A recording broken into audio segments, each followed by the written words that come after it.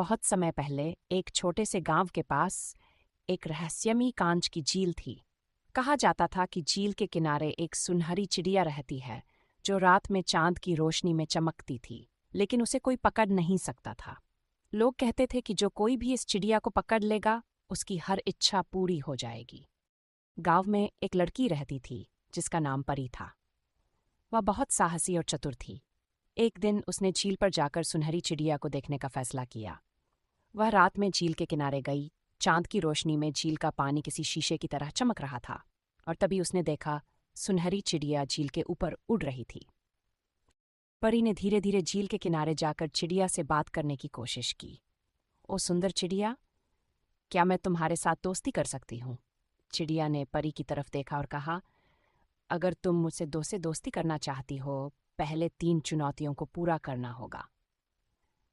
पहली चुनौती थी झील की गहराई में छिपे हुए कांच के मोती को ढूंढना। परी ने साहस दिखाया और झील में गोता लगाया।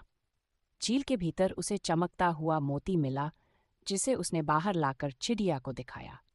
दूसरी चुनौती थी पहाड़ की चोटी पर जाकर एक दुर्लभ फूल लाना जो केवल सूरज की पहली किरण में खिलता था। परी ने रात भर चलकर चोटी तक पहुंचने का साहस दिखाया और फूल लेकर वापस आई। तीसरी और आखिरी चुनौती थी अपनी सबसे प्यारी चीज को त्यागना। परी को समझ नहीं आया कि उसकी सबसे प्यारी चीज क्या है। बहुत सोचने के बाद उसने अपनी मां की दी हुई सुंदर चूड़ी चिड़िया को दे दी, जो उसकी सबसे प्रिय चीज थी। चिड़िया मुस्कुराई और कहा, तुमने न केवल साहस और मेहनत दिखाई, बल्कि त्याग की भावना भी। मैं तुम्हारी हर इच्छा पूरी करूंगी।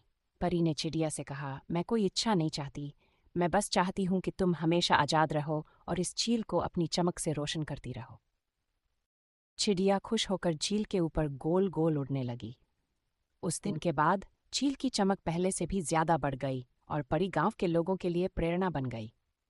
और इस तरह कांच की झील और सुनहरी चिड़िया की कहानी हर जगह फैल गई, जो